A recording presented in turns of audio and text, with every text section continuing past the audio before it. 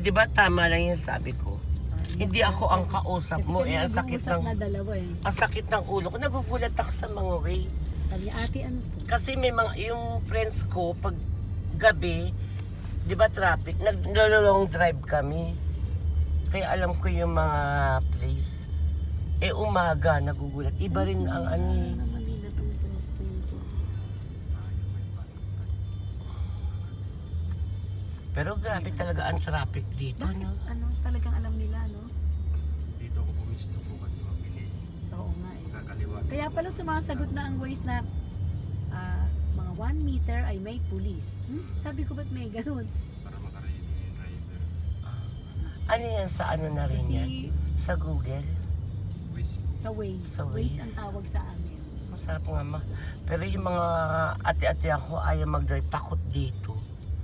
Bumper to bumper kasi. Ayaw nila mag-drive pag umuwi. Pero ito si Kuya tama ang ganyang kalayo. Okay yan. Yung ba tutukan eh. Minsan yung nasakyan nating driver, di ba nakakatakot? Yung magkatutuo. Sayang. Nasaan siya? Tapos yan pa mga sumisingit na mga motor na yan. Nasaan siya? Hindi ko nakikita. Andyan po. Sana wag lumabas kasi pag lumabas yan. Yung police?